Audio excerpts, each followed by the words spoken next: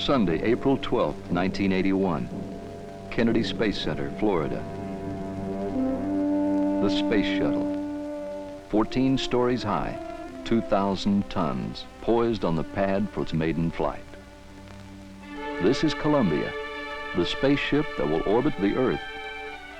Its external tank, it holds over 500,000 gallons of fuel for Columbia's 3 main engines. And the solid rocket boosters, the largest ever used on any launch vehicle and the first to be employed in a U.S. manned flight. At liftoff, the solid rocket boosters, together with the 3 main engines, will unleash more than 6.5 million pounds of thrust needed to launch the world's first reusable spacecraft. Never before has a winged vehicle been launched like a rocket, orbited the Earth, returned through frictional heating in excess of 2,500 degrees, and landed, still aerodynamically sound, to be launched again and again. If it succeeds, the Space Shuttle will truly be a remarkable flying machine.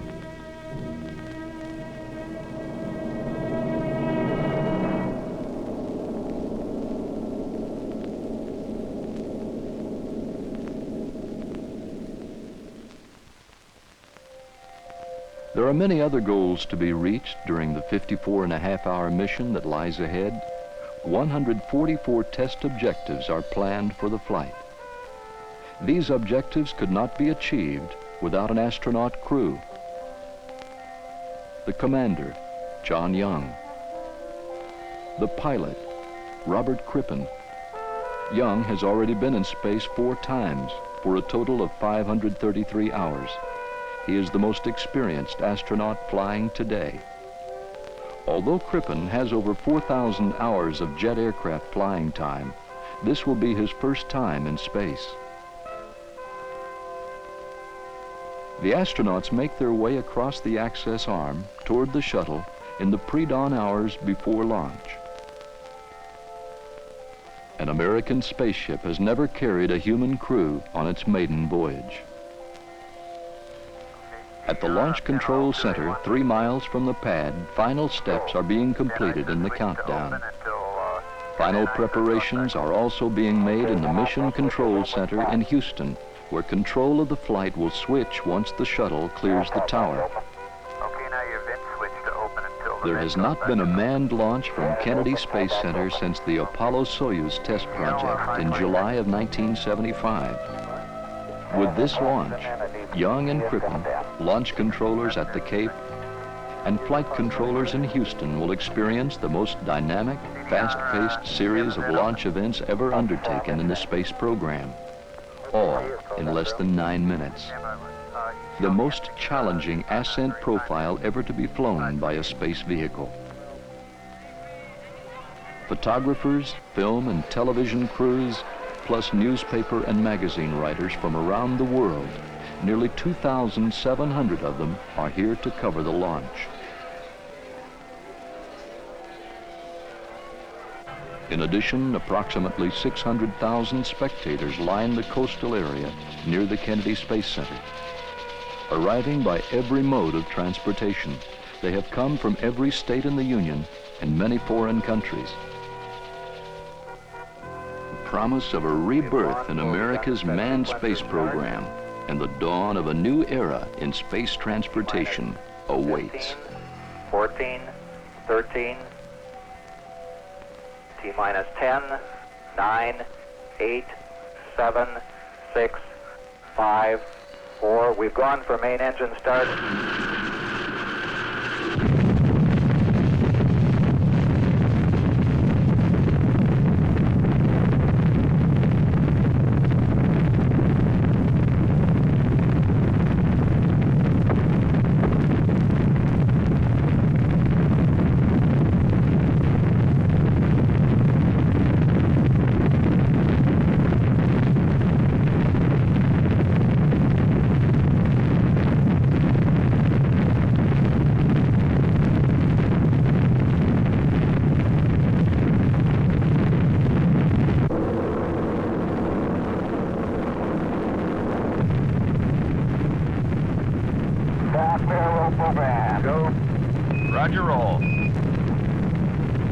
control will put the shuttle on its precise heading toward an imaginary target in space.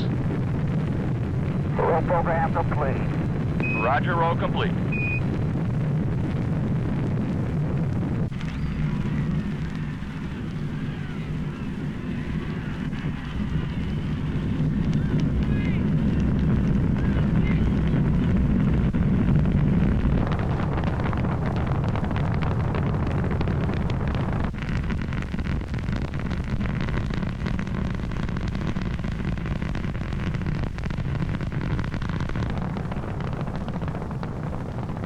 Get a status, Fido. Go. Booster. Go. GNC. Go. Eagle. Go. Go at 40, Capcom.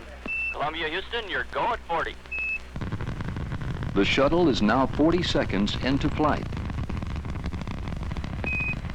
Roger, Columbia, on the nice ride. You're lofting a little bit. You'll probably be slightly high at staging. Negative seats. Columbia, you're negative seats. Should anything go wrong, the shuttle is now too high for the astronauts to use their ejection seats. Columbia, you're go for SRB step.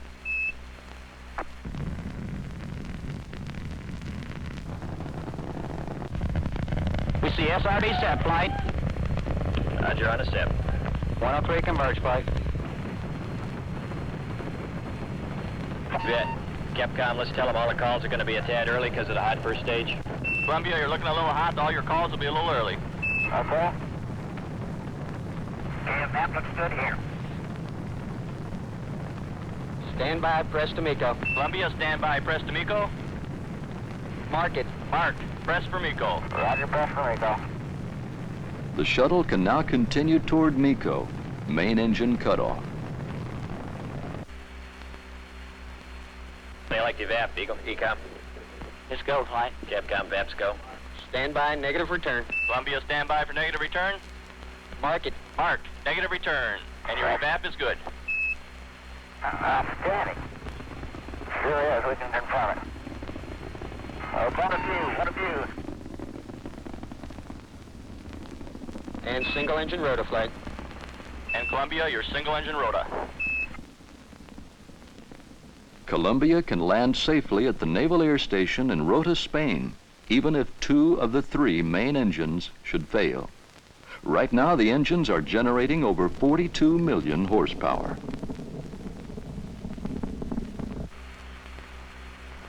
At MECO 25, 6, MECO. 0, up at 200. Roger, MECO. And we got MECO confirmed.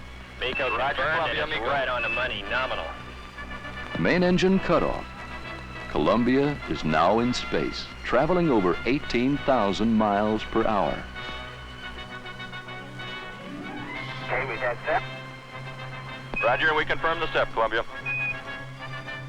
The external tank has just been jettisoned and is now falling away from the shuttle back toward Earth.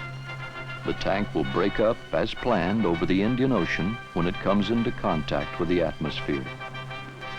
Shortly, by firing the OMS, Orbital Maneuvering System engines, Columbia will achieve orbit. Then one of the most important tests of the mission will be attempted, opening the payload bay doors. The doors must be opened before the end of the 6th orbit to expose the space radiator cooling system. If the radiators cannot be exposed, heat collected from the onboard electronics cannot be released, and the astronauts will have to return home. The OMS burns are successful. Columbia is now in orbit, circling the Earth at an altitude of approximately 150 miles. The payload bay doors will now be opened. Okay, the 4th door's coming open now. Roger, copy. Well, you're missing one fantastic sight. Boy, that is really beautiful out there. We appreciate those updates.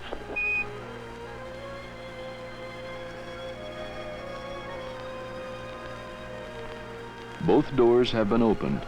The radiators can be deployed to begin dissipating the heat.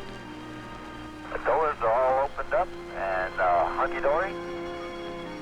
Glad to deploy it right on time. And the radiators look good. Okay, we want to show you our own pods here. We do have a few tile missing off of both of them. Off of the starboard pod, 3 tile and some smaller pieces. And off the port pod, looks like I see one full square and looks like a few little triangular shapes that are missing. And we're trying to put that on TV right now. Roger, Cripp, we can see that good. From what we can see of both wings, tops and leading edges, though, all those are fully intact. Within minutes, an assessment is completed on the impact these missing tiles could have on the remainder of the mission. At a news conference later in the day, Flight Director Neil Hutchison answers questions from reporters. But you asked me if I knew where there were any other tiles that might be loose. The answer is no. And quite frankly, we're not worried about any other tiles being loose. At this writing, is there anything at all that would lead you to say you might not go for a full duration mission? Nothing. Columbia, Houston, you guys did so good, we're going to let you stay up there for a couple of days. Your gopher on orbit. Spacecraft let's go for on orbit. This thing is just performing just outstanding. Roger, we agree with that. And Columbia, Houston, just for your information, you dropped those SRBs right on target, and they were floating just the way they ought to be, and the boats were getting ready to fish them and bring them back. Okay. The ride that they gave us was pretty neat. The solid rocket boosters, which separated from the Columbia as planned 2 minutes 11 seconds into the flight, landed on target in the Atlantic Ocean, 151 miles downrange from the launch site. After being towed back to Kennedy Space Center, both boosters will be refurbished and used again in a future shuttle flight. The third and fourth OMS burns are also successful, raising Columbia's orbit to an altitude of approximately 172 miles. For the first television transmission from inside the spacecraft, the crew will give a status report on the mission. The flight so far has gone as smooth as it could possibly go. We've done every test that we're supposed to do, and we're up on the timeline, and the vehicle has just been performing beautifully, much better than anyone ever expected to do on a first flight, and no systems are out of shape. And it's delightful up here in zero gravity, might add. Of course, we owe this to a lot of people, and we certainly want to thank everyone who has helped get this thing airborne, and can take great pride in it's doing so well right now. Okay, we're switching over to the aft camera here. I'd like to echo John's words as I usually do. I guess being the so-called rookie on this flight, I had a thrill from the moment of liftoff all the way up to what we're doing now. It's really been super. The spacecraft has worked as advertised all the way along. I think we've got something that's really going to mean something to the country and the world. This vehicle is performing like a champ, like all of us that have worked so long on it knew that you would. Okay, sir, we appreciate those comments. I guess that does it. That was a good time, and I think you must have practiced. We're just about to lose your ghost song. Just accident. Just accident, says Robert Crippen. None of the other events of the day have been accidental.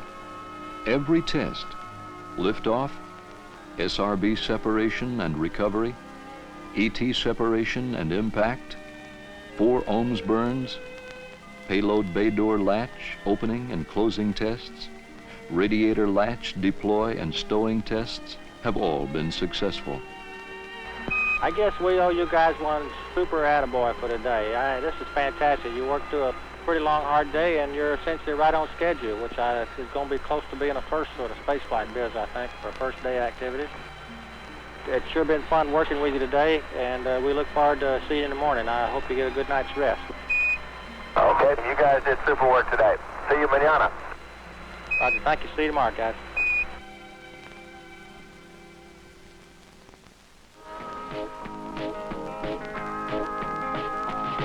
Well, many hours went into this thing, but y'all job well done by the shuttle space team. We can't say that she's sleek and lean, but I'll tell you right now, she's a mean machine.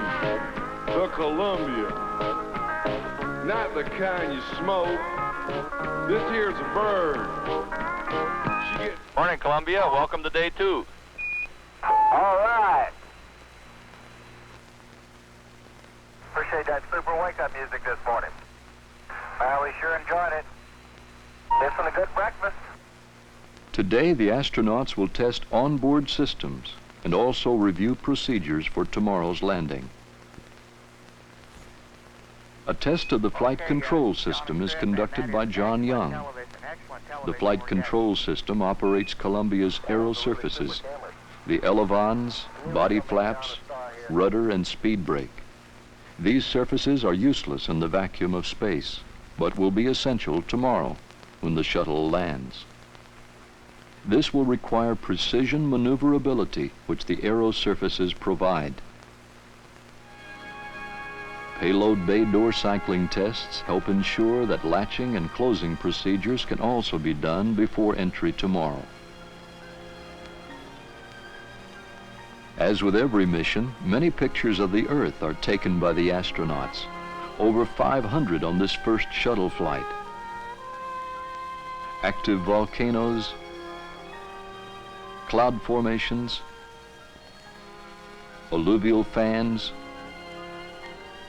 giant whirlpools over 15 miles in diameter, sand dunes 1,500 feet high, running unbroken for hundreds of miles. The high Himalayas, where mountain peaks reach 24,000 feet. And one of the most remarkable space photographs ever taken of the Earth, an area in Iran exposed to wind erosion, which has resulted in these breathtaking silt and sandstone formations that look more like a painting than a desert. After lunch on the second day, the astronauts receive a phone call from the Vice President of the United States, George Bush. How's it going up there? Everything rocking along all right? Spaceship is just performing beautifully. Well, it's great, and everybody views it, I'm sure, just as the forerunner of great things to come. I think your trip is just going to ignite the excitement and the forward thinking from this country, so I really just wanted to call up and wish you the very best. We appreciate it, Mr. Vice President. The crew also don and check out the ejection suits they will wear during entry. Young, Crippen, and Columbia pass every test. They are ready for the final phase of the mission, entry and landing.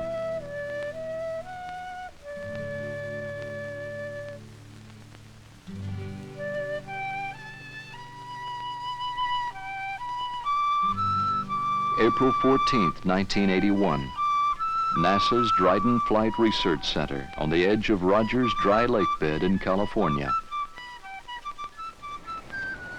A recovery convoy of 24 vehicles and more than 100 personnel are assembling here to power down Columbia after landing. Enormous crowds are also beginning to arrive. A string of traffic 6 miles long waits to enter the base. Thousands more are already here. Close to 500,000 people will eventually be on hand to see the landing. On board, the astronauts suit up for entry. The ascent and orbital phases of the mission have gone extremely well. Now the final phase must be completed. Before that begins, Columbia, you have a go for payload bay door closing. The doors, which have been open a total of 47 hours during the flight, must now be closed. Then, using the RCS thrusters, Columbia will maneuver into deorbit burn attitude, head down and backwards, fire the OMS engines one last time, and descend into the Earth's atmosphere. Nice and easy does it, John. We're all riding with you. Columbia is out of contact during the OMS burn.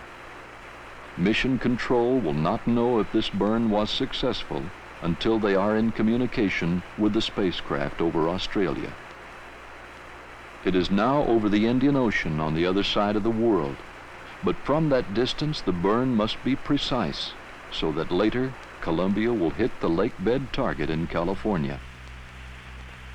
Columbia, this is Houston through AIRBOYD. We're standing by. Burn was on time at nominal resume 110. Columbia is now committed to entry. With an RCS post-burn maneuver and several firings, it is oriented to a heads-up, nose-first attitude headed toward entry interface. This is where the atmosphere begins, at approximately 400,000 feet. John, we copied, From that moment until the shuttle reaches 165,000 feet, it will be in communication blackout, out of touch with mission control for almost 20 minutes. The landing site is almost 4,400 miles from entry interface. Chase planes are preparing to take off. One will call out altitudes and check Columbia for any damage just prior to landing. When the shuttle touches down here, it will be traveling at 216 miles per hour. Right now it's going more than 17,000 miles per hour. Before it lands, it must slow down, lose energy, and it must survive the intense heat caused by traveling through the atmosphere at such a high rate of speed. Several S-turns or roll reversals are used to slow down and maneuver Columbia through the atmosphere. This one is done at 256,000 feet when it is traveling at more than 26 times the speed of sound.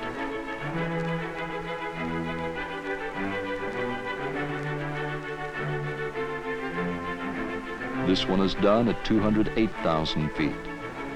During these two roll reversals, entry heating is most severe, with temperatures reaching 2,500 degrees some places on the vehicle. The aluminum skin will melt at 320 degrees. The silicate tiles must insulate the vehicle from the tremendous heat. Since there is no test facility on Earth to simulate the aerodynamic and structural environment Columbia is in right now, only calculations could be used to predict what would happen during this phase of the flight.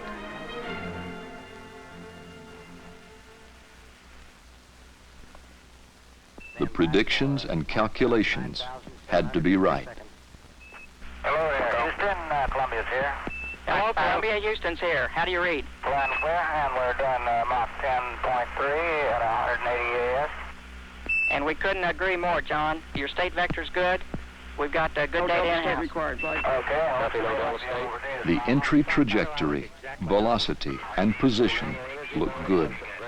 Columbia is heading for home, now only 470 miles away. More left RCS, but okay. Right, we're showing a roll. And John, we're showing you rolling right. Looking good. Right, normal roll. We're showing crossing the coastline flag. Columbia, we show you crossing the coast now. Right, yeah. We can come. The shuttle is first sighted at about 100,000 feet with a long-range camera from Anderson Peak, California. What a way to come to California. In flat paddle, I still look perfect right on the nominal. Roger that. Out of 112K, 4.8 Mach. We're seeing this in a row. We see Delaz 21 degrees. A roll reversal is done over Bakersfield, California.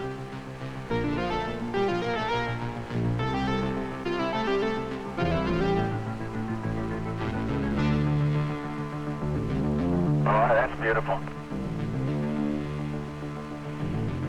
Trace has a tally. Roger, check.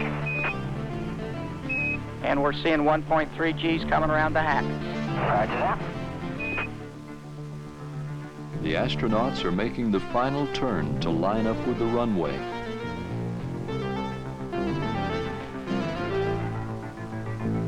Columbia, you're really looking good. Right on the money. Right on the money. And turning on to final, your winds on the surface are calm. I got a win. You're right on the glide slope, Columbia. Yeah, clear, John. Looks real good underneath. Everything looks real good. chase reports no tile or other damage is evident underneath the shuttle. Columbia's altitude is now just over 5,000 feet.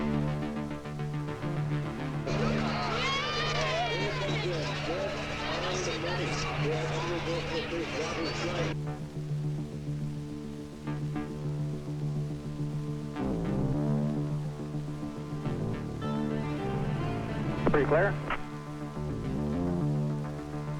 Without power, Columbia must land. It cannot make another attempt. You're coming. You're down.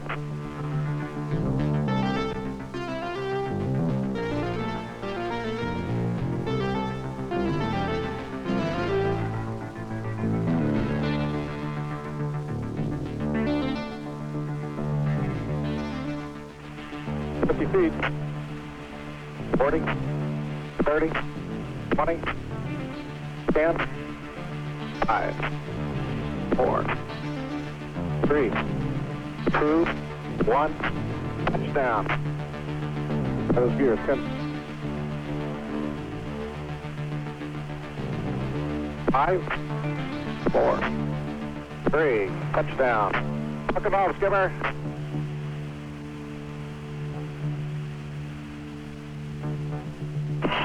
Columbia's on the roll. Welcome home, Columbia. Beautiful, beautiful.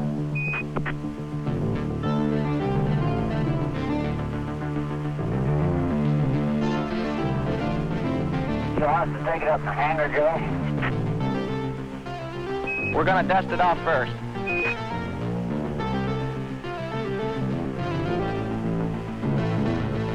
This is the world's greatest all-electric flying machine, I'll tell you that. It was super.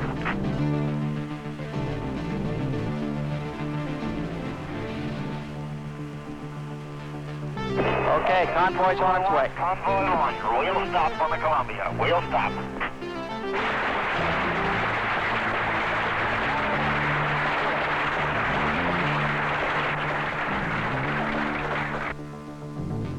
The maiden voyage of Columbia has been a success. The astronauts and the vehicle have met or exceeded all 144 flight test objectives.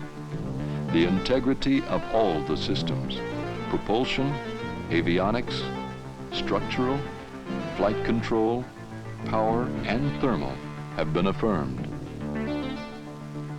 John Young's comments after returning home. I can't tell you what a tribute that is to the American working man and the American working woman, too. You can't imagine the variety of people who worked on this vehicle, from all walks of life, all capabilities and limitations. It's all due to their individual efforts. They proved that they can do the job. They proved it for the world to see. And I'm mighty proud to be associated with folks like that. What a tribute indeed. The Columbia represents an achievement in aerospace technology and development never before realized in the history of manned spaceflight. It is our basic building block for the future. It's what we've been trying to do for the last 10 years. We've got a vehicle with a payload performance that will allow us to do that, much cheaper than we've been able to do it before. It will immeasurably improve the defensive capability of the country. It will help develop space science and technology. When we get operational, the space shuttle will be able to do in 5 to 10 years what it would have taken us 20 to 30 years to do otherwise. We couldn't do it if we didn't have the space shuttle and that payload capability. And the sooner we do those things, the better off the country's going to be. A revolutionary new era in space transportation has just begun. Routine access to space. Welcome to the future.